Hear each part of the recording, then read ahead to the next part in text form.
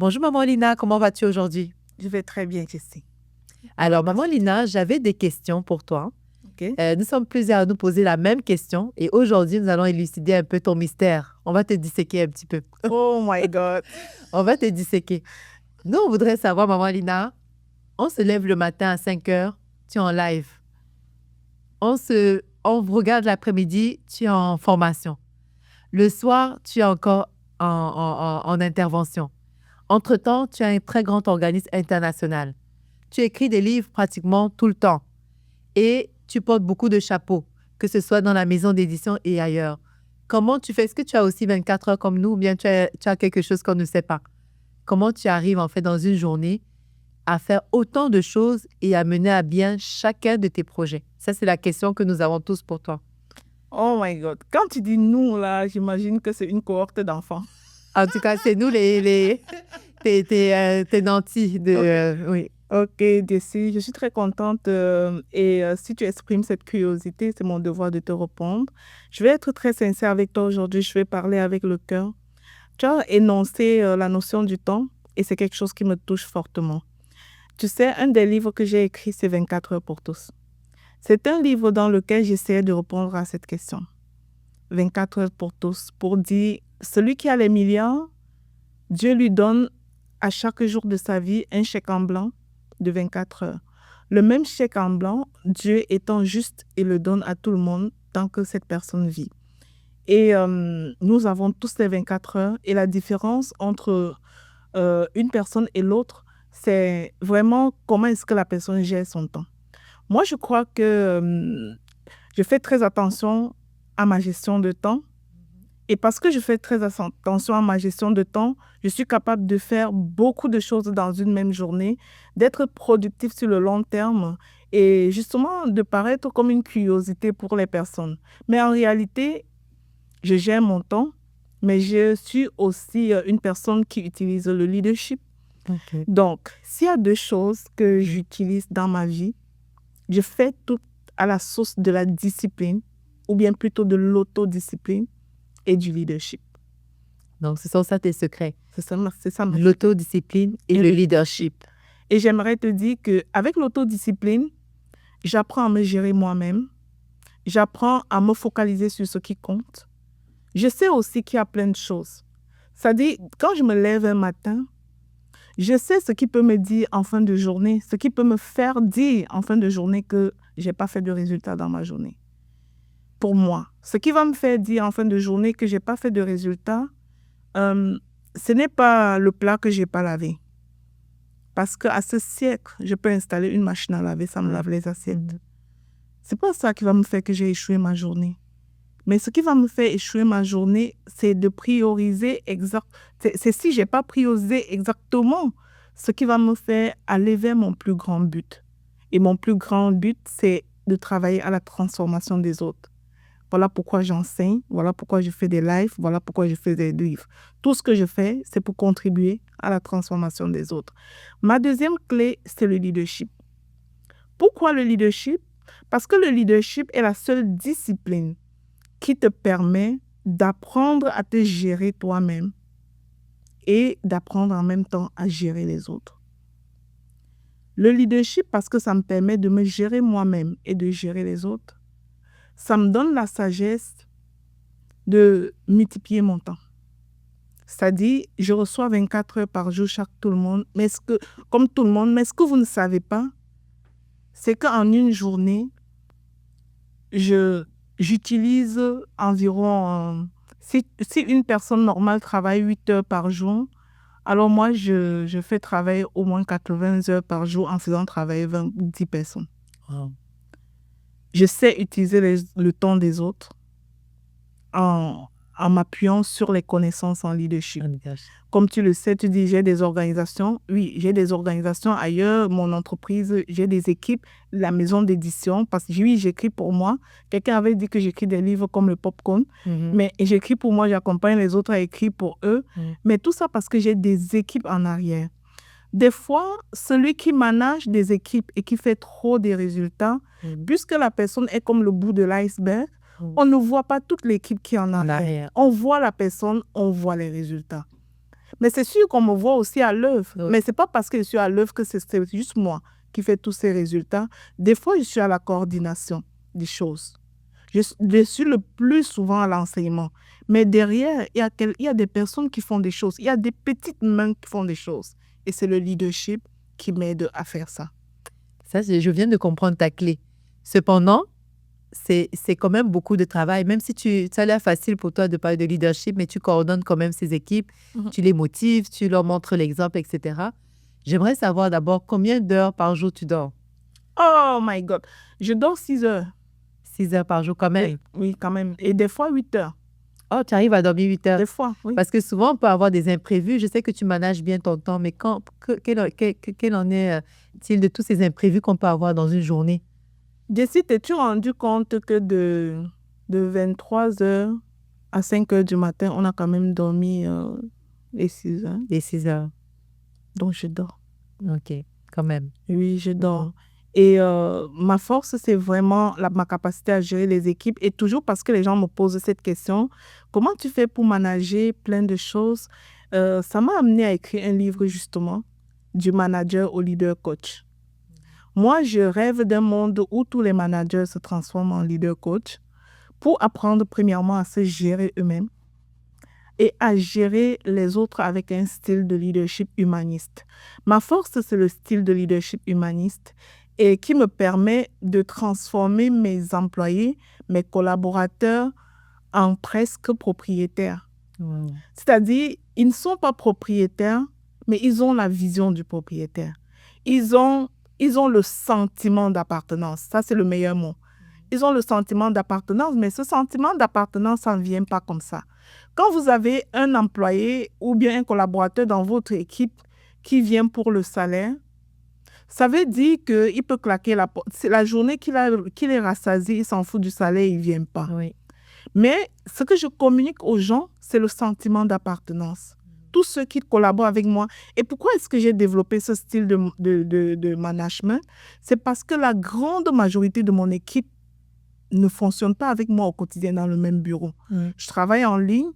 Mes équipes sont partout. Une personne en France, une personne en Côte d'Ivoire, une personne au Cameroun, une personne au Congo, une personne, je ne sais pas, au Gabon, au Burkina Faso, un peu partout. Fait que le style de management, de contrôle, ça ne fonctionne pas avec ça. Je ne peux pas mettre des caméras pour voir ce qu'ils sont en train de faire. Je ne peux pas être avec eux pour voir s'ils sont effectivement à la tâche. Mais ce que je communique, c'est quoi? Le sentiment d'appartenance. C'est-à-dire, je ne les ai même pas appelés, mais ils savent ce qu'ils ont à faire et ils font ce qu'ils ont à faire. OK. Pourquoi? Parce qu'il y a un style de leadership humaniste à la base qui est implémenté et c'est ça ma force en fait. Et puisque ces gens font des choses au nom de Lina Aroba un peu partout, on dirait que Lina Aroba fait telle chose en Côte d'Ivoire, elle fait telle chose au Cameroun, mais la vérité, c'est que je n'étais pas là au Cameroun. Ça fait plusieurs années maintenant que je ne suis pas allée au Cameroun. Mais des choses se font au Cameroun. Le bureau ouvre chaque matin, les enfants orphelins viennent dans le bureau, l'éducation est faite, les tables de croissance se font. Je ne suis pas là. Pourquoi est-ce que ça peut se faire comme ça sans moi? Le style de leadership.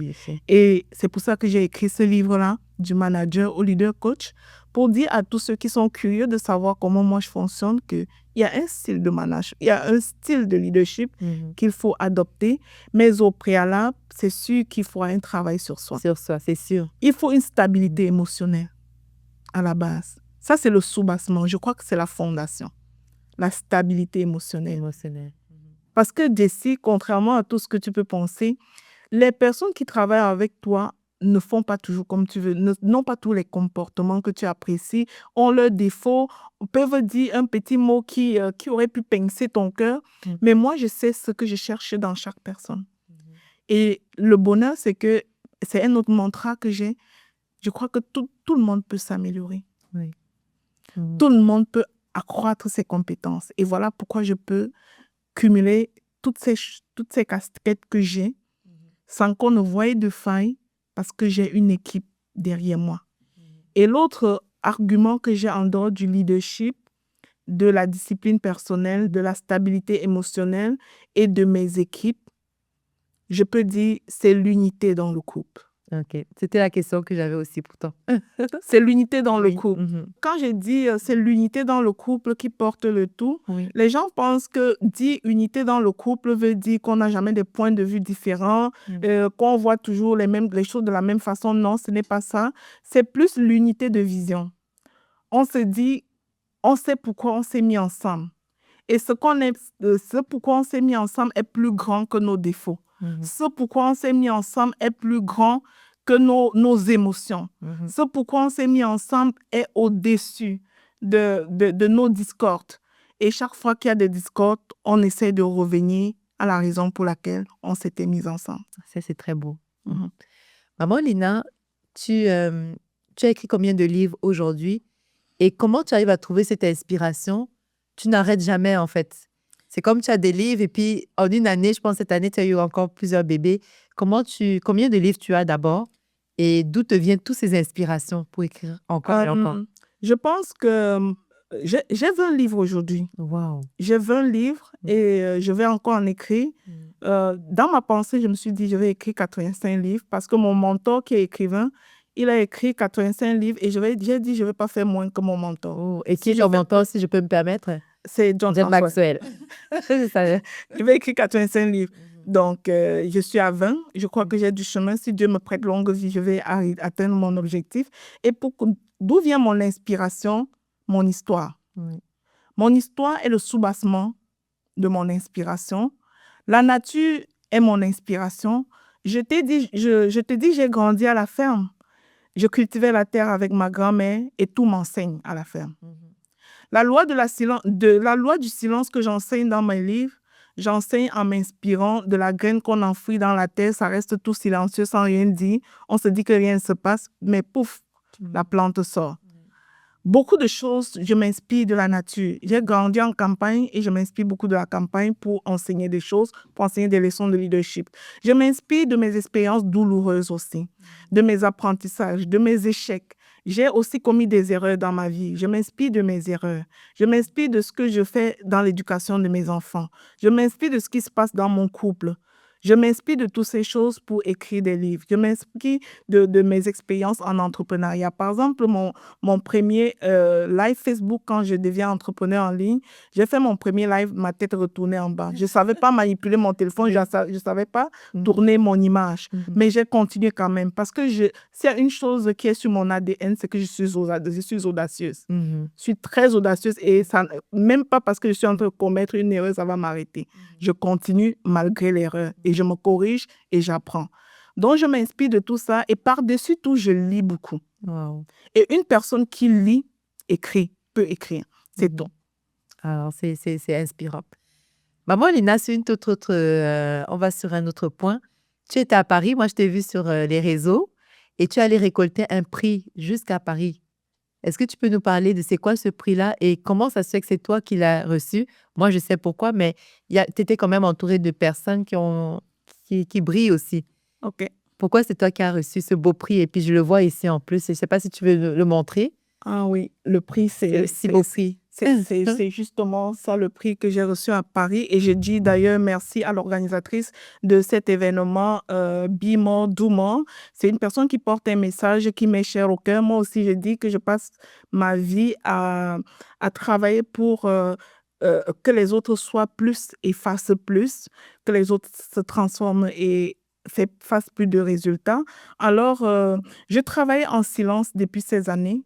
J'ai travaillé beaucoup en silence, sans trompette ni tambour. Je suis allée sur Internet en 2021 juste avec mon téléphone cellulaire.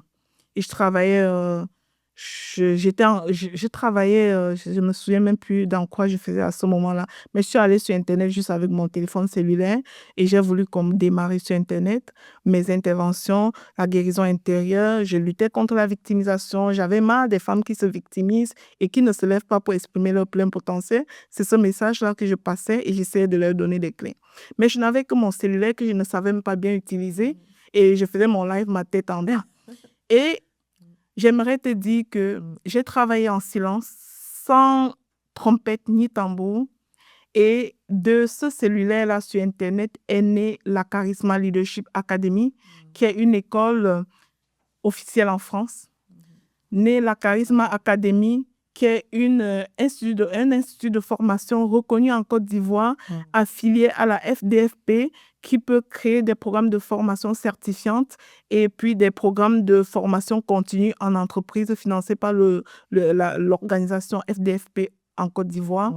De ce téléphone cellulaire-là s'est structuré le réseau Ta Seconde Chance International depuis 2021 qui est dans tous ces pays d'Afrique. Parce qu'avant, mon époux et moi, on était dans la compassion, mais on le faisait nous deux. Mais à partir de Internet, nous avons laissé les autres venir avec nous. Nous sommes partis du jeu au nous sur l'appui de l'Internet pour nous déployer dans 10 pays à ce niveau. Les pays où nous n'avons même jamais été. On n'a jamais été au Congo, mais nos actions nous ont dévancés. On n'a jamais été au Nigeria, au Gabon, au Burkina, tous ces pays-là. Nos actions nous ont dévancés dans ces pays-là depuis ces années-là. Et c'est de l'action quotidienne dans la vie de nombreux enfants et de nombreuses femmes. Et de ce téléphone-là, depuis 2021, est née également la clinique d'intervention psychosociale que tu connais à Saint-Hyacinthe, où je me déploie. En tout cas, ce téléphone-là sur Internet m'a débauché du réseau de la santé pour ouvrir ma propre clinique. Ce téléphone-là sur Internet m'a permis de mettre sur pied la maison d'édition, les éditions Mathias, avec ma collaboratrice, Dr Dorian. Ce téléphone-là sur Internet m'a permis d'écrire 20 livres de 2021 là, jusqu'à maintenant. Aujourd'hui. Donc, tu ne chômes pas, en fait. Je ne Tu as du progrès. En fait, on voit des résultats année par année. Tu as vraiment des résultats extraordinaires. Et vraiment, comme disait certaines personnes, on doit te disséquer parce que, waouh, tu es un modèle. Et quand tu as commencé sur la toile à aujourd'hui, tu n'as jamais cessé parce qu'après, il s'agit aussi de persévérance. Sur la toile, ce n'est pas quelque chose de facile d'être continuellement sur la toile avec du contenu, avec un message. Et toi, tu n'as jamais, en fait, baissé le rythme. Et c'est quelque chose que nous trouvons extraordinaire, en fait. J'aimerais juste te dire, Jessie, que nous tous, nous pouvons y arriver. Voilà pourquoi j'ai d'ailleurs un incubateur. J'ai un incubateur pour toute personne qui veut juste utiliser les mêmes leviers comme moi pour travailler au niveau du focus et de la constance. Oui, de ce que tu me dis, j'entends des personnes qui ont vraiment de l'ambition. Ils commencent aujourd'hui et abandonnent bientôt parce qu'ils n'ont pas assuré la constance. Mais j'ai développé aussi un incubateur de productivité où j'accueille des personnes soit par abonnement, soit tout simplement par période stratégique de 21 jours pour installer des habitudes. Et c'est comme un rien là. Tu viens à l'incubateur et je t'aide à t'adapter, à établir une routine, à créer des vraies habitudes. Tu sais, quand on commence une activité, on peut trimer pour bâtir, pour se lever, mais quand on finit par bâtir l'habitude, ça devient une seconde nature. Pour moi, c'est désormais une seconde nature. Je fais ce que j'ai à faire comme une seconde nature parce que le muscle de l'autodiscipline, ça s'entraîne. Ça s'entraîne, ouais. Et moi, je me décris comme une entraîneur à l'autodiscipline. Wow. Moi, Lina, j'ai 2 questions. Premièrement, quand on lit le proverbe 31, la femme sage, on trouve que c'est une femme qui est inatteignable. Mais on dirait que tu coches beaucoup de cases, pratiquement toutes les cases. Qu'est-ce que tu dirais d'une personne qui lit ce proverbe-là, une femme, et puis qui se dit, vraiment, c'est utopique? Je dirais à une femme que rien n'est utopique. D'ailleurs, notre cerveau, ce que nous faisons dans la vie, y compris moi, n'est même pas la moitié de notre potentiel. Nous pouvons tellement faire de choses dans la vie, on peut toujours faire plus. Je ne crois pas que je fais l'extraordinaire, que je fais tout ce que j'aurais pu faire. Oui, je fais mon chemin, mais je crois que c'est possible d'en faire plus. Et je voudrais dire à une femme aujourd'hui, il s'agit de marquer des pas et un autre pas et un autre pas. Donc, il ne s'agit pas de regarder le niveau, la ligne d'arrivée pour dire c'est inatteignable. Ta ligne d'arrivée, c'est ton prochain pas. Okay. C'est ça qui compte. Ta ligne d'arrivée, c'est ton prochain pas. Et après ce prochain pas, dis-toi que où tu es arrivé devient ton nouveau plancher. Et quand tu es sur un plancher, il faut que tu marques un autre pas pour monter. Donc, chaque ligne d'arrivée, c'est ton prochain pas. Et chaque prochain pas que tu as réalisé, c'est ton nouveau plancher. Et moi, c'est ce que je fais. Moi, un livre que j'ai, c'est « Ose, car personne ne te doit rien ». Et l'image que j'ai mis dessus, c'est des pas. Il faut marquer des pas. C'est tout. Parfait, ça c'est un beau point. Ma dernière question, maman Lina, je finirai par ce qui m'intéresse aussi beaucoup, la jeunesse, l'éducation. Tu es maman de 6 enfants et c'est beau de voir en fait le résultat de l'éducation que vous avez donnée à vos enfants. Comment vous avez fait? C'est quoi le secret? Parce que c'est une chose pas évidente de l'éducation. Je pense que tu le sais, mais pourtant, on voit tes enfants, ce sont tous des modèles, ce sont tous des couronnes sur vos têtes en tant que vous, les parents. J'imagine que vous êtes très fiers. Alors, qu'est-ce que tu peux dire aux parents en général par rapport à Je l'éducation? dirais en premier lieu, merci à Dieu. Il y a la part de la grâce de Dieu. Sauf que la grâce de Dieu est disponible pour nous tous. Parce que si je dis merci à Dieu, c'est la grâce de Dieu sans le dire que c'est disponible pour nous tous. C'est comme dire que Dieu est injuste. Sa grâce est disponible pour nous tous et des fois, c'est nous qui ne prenons pas. Je dirais qu'il y a une première clé, c'est de donner l'éducation chrétienne aux enfants. Si tu éduques tes enfants selon la parole de Dieu, ça va faire toute la différence.